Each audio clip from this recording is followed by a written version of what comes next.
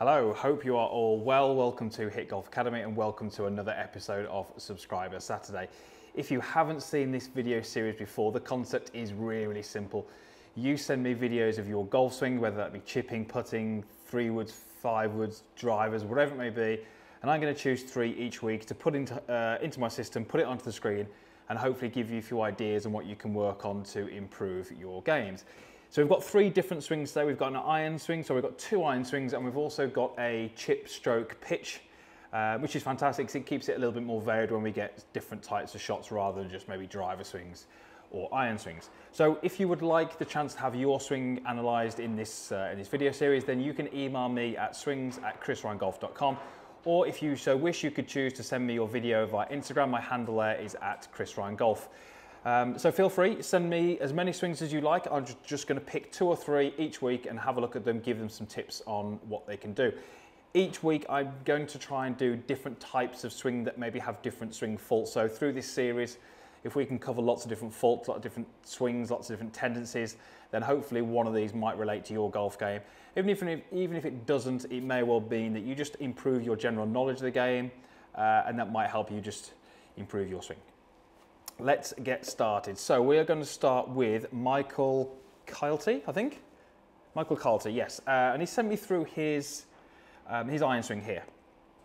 So he did send a little bit of information through relating to his golf swing.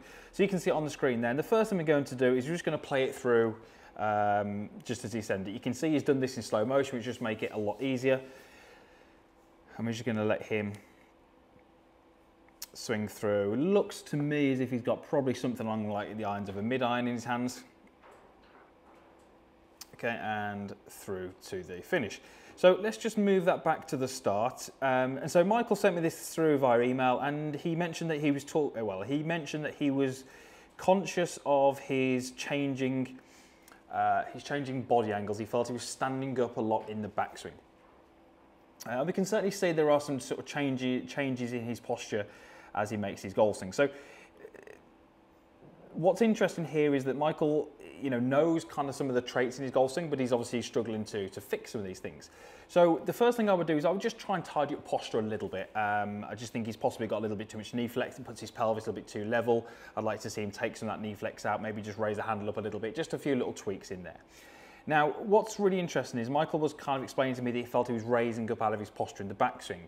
But actually, if you watch, and we're going to focus more on the head position, you can actually see a movement slightly down this way with the head as he moves the club away. So you can see that little movement down towards the ground with his head. Now what that does is it causes him to sort of suck or drag his arms a little bit too far in behind him. So his right elbow is actually getting retracted a little bit behind him too soon. So for me, he doesn't really fold his arms well enough relative to his body. And even at this stage here, I would like to see this trail leg starting to lose a little bit of flex. You can see his right knee hasn't really changed a lot of flex from the start. So from here, to me, there just looks a few things out of sync. His upper body's moving down towards the ground, so he's increasing the amount of forward bend he's got. His arms are getting dragged behind him and his knee isn't straightening. So for me, that would be what I would class as what we call first point of breakdown. This is where, for me, things start to go wrong. So it's almost a case of from here, kind of all bets are off. We don't know what this golfer's going to do, how they're going to try and recover it to the top. As you can imagine, if he's sucking his arms in behind him, he can't continue with that because his arms would get extremely flat. So at some point, he's got to try and sort of fix this issue. So what he starts to do is he starts to sort of, as he gets to about here, you can see how his arms are getting very, very much behind his rotation. Now he starts to work upwards to try and get this club up towards what he'd be classing as the top of his golf swing. But what you can actually see at the top is if you look at his kind of pelvis and his head, he hasn't really increased much at all. So he said he was kind of raising up. In the second part of his golf swing, he was raising up, but it was more the fact that he actually went down in towards the golf ball first, arms sucked in, and then he tried to lift up. Let's put that back, don't want to knock that off. So he's then trying to lift up to the top of his golf swing as a result. So I would really start to look at how Michael sort of sequences his takeaway, looking at what he does with his upper body in terms of forward bend, looking to get his arms to work a little bit better, looking to get his lower body to work a little bit better. Downswing, I would say, needs a bit of work. So you'll see as he starts down, the club steepens a little bit.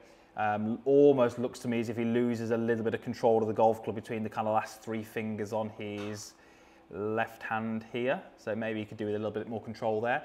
But really, you know, downswing I would say does need some work. He does get a little bit steep, but I would be really looking to try and change how he moves away from the golf ball first, put him in some better positions going back and see what happened on the way down before we start diving in and changing all those things. So hopefully that helps, Michael. You know, go and work on those things and let me know how you get on. Right, let's pull in the second golf swing. And this one is, so this is an interesting one. This is a really interesting one. So this is, let me get the name of this gent. Okay, so this was an email from 7 Oranges, but I think his name is Sergey. So we're going to take a look at this golf swing, and I'm just going to make this a little bit bigger first.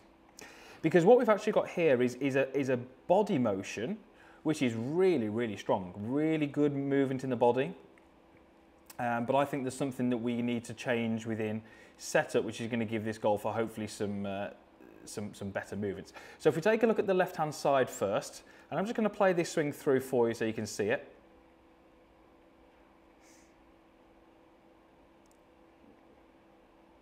Okay, and then through into impact. So if we just get to the top of this golf swing, okay, I mean, there are some really, really nice things there. Really like the shape of his body, I like the way his knees have changed, flexors, there's a lot to like there.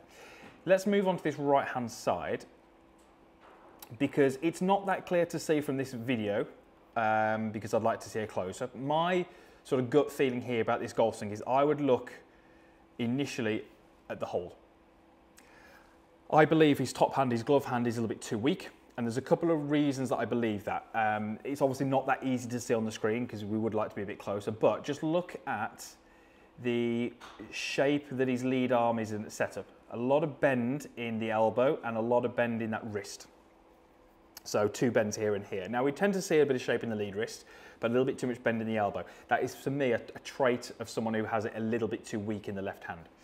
Then when we start to move the golf club away, we almost see this golfer finding it very, very difficult to create any kind of wrist set going back. So you can see here how his lead forearm and club shaft are not in a line, but they're fairly close. So he hasn't really created any wrist hinge or wrist set going back. Again, that would be a trait of someone who's got a little bit of a weak hold.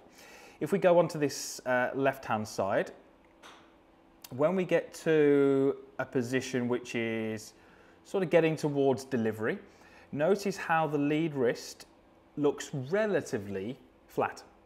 That's a position we would like to see a lot of golfers in. However, he's got the club face at this point quite a bit open. So if we get the lead wrist flat, which is a position we would say like to see with a lot of golfers, yet the club face is open, that would again suggest that the hold is a little bit too weak. If you've got a weak hold, you really have to put a lot of flex in that lead wrist to get the club face into position. We don't see that.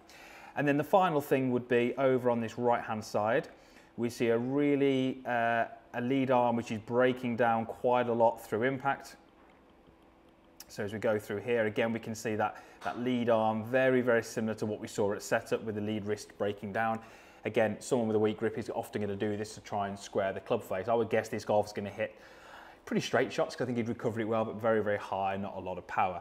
I think you can see from both of these camera angles that this golfer's body action looks very, very good. You can see how he makes a nice full turn on the right, gets a lot of shift across, possibly too much across, but I'm not going to pick up on that too much. So there's a lot of really good things within this golf swing, but you can see very, very cramped on the way through. And I would like to take a little bit closer of a look at that lead hand grip because I've got a suspicion that it's going to be a little bit weak, and then we start to see some of those traits through that golf swing, the unable to set the wrists, the club face open on the way down, and then the buckling on the way through. So hopefully that helps. I would check that lead wrist. I think a little bit of a stronger hold there would benefit you quite a bit. Okay, last one, and this is a shorter shot. So we are looking here at a sort of chip stroke pitch. Now this one was sent in by Mark Harris. Now I know Mark. I ran a golf school last October to Amendoeira in Portugal. It's a 4-day golf school. Mark came along. So we obviously met each other then. We did a little bit of work on his golf swing, a little bit of work on his short game. And even back then, he was kind of struggling a little bit with these shorter shots around the greens. So we're just going to get him to set up. So you can see we've got a down the line and a face on. Just feels, I think Mark really struggles to just kind of struggles with strike, struggles with consistency of strike, and then because there isn't that consistency in the strike, it's hard to then vary trajectory, it's hard to vary distance, it's hard to vary spin. It's just ultimately hard to vary, control the landing point and then obviously the end result. So the difficulty with all these short game shots is that we never know what the golfer's intent is, because if Mark was trying to hit the highest shot he could hit versus the lowest shot he can hit, we're going to see quite different techniques. So it's never easy to know what the golfer's intent is here, but we're just going to sort of take this as Mark is hitting a bit of a basic pitch shot. So a standard flight without doing anything particularly special. So as we go through, we can see a little bit of a rerouting of the golf club as he changes direction. You can see he kind of steepens it a little bit. Club head moves a little bit outside of where it was on the way back. Okay, to me that's something I would like to look at, because I think we see a club path here for Mark which is a little bit left of target. Now a club path which is left is really not the end of the world. But you can see how his alignment, his feet, relative to the alignment stick on the ground, is fairly neutral. So left is not too bad if you've got your body open, but he's got his body fairly square, but yet it looks like he's working it a little bit left.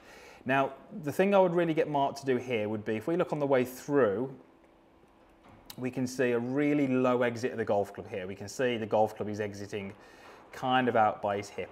And then when we start to look at this right-hand side, we're going to see the arms working very much across the body, and his right wrist gets very, very sort of flexed in this position here, which creates that kind of low left exit. We also see on the left-hand side, Mark is probably not looking at where the ball was, but you can see his head is kind of still down this way, and he hasn't really kind of worked huge amounts out of his posture. You can see there's a lot of passing of the golf club here.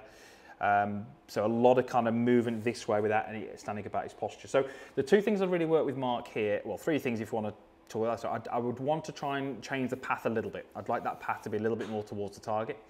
I would also like to see Mark extend his body a little bit quicker through the shots. That basically means standing up to get a little bit taller.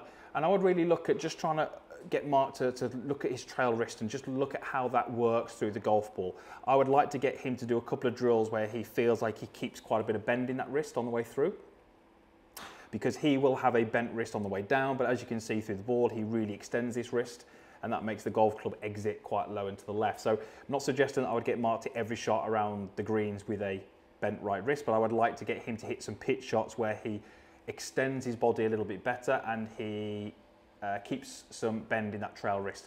And I would like to see him hit some little low shots, trying to control the loft on the club, because I've got a feeling here he kind of tends to swipe across it a little bit, maybe add a little bit too much loft and kind of doesn't get the kind of trajectory he would want.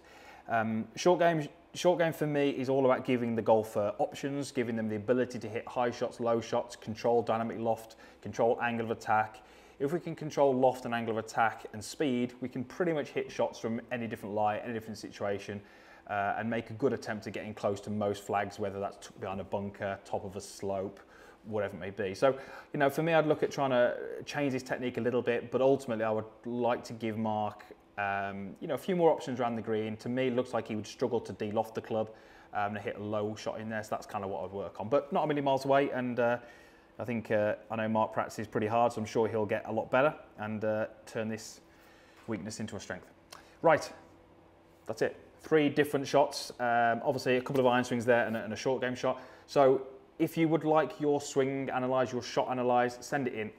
I say this every week, I'm going to keep saying it every week, but I want more chips, more putts, more bunkers, more recovery shots, different types of shots, because it's going to make this series a lot more interesting if we can see a variety of different faults, different shots, different golfers playing different shots. It's just going to help us discuss a little bit more about what we see, rather than just getting the kind of driver swings and the iron swings. Obviously, they're great to look at, and we can discuss those kind of all day, and you're always going to pick something up from that. But great to see Mark send us in a short game video. So get yourself out on the course, get one of your friends to video it on your phone. It's dead easy. Do it in slow motion if you can. That makes a massive difference. Send it in to me, swings@chrisryangolf.com, or you can send me on Instagram, which is @ChrisRyanGolf, and hopefully we can help you with your golf game. Thank you very much for watching. As always, usual stuff is down below. There's a comments box down there. There is a like button if you did like the video, and there's also a link to subscribe. If you're not a subscriber, make sure you click that button. It is well worth it. Thanks again for watching, and we shall see you back here next week for another Subscriber Saturday.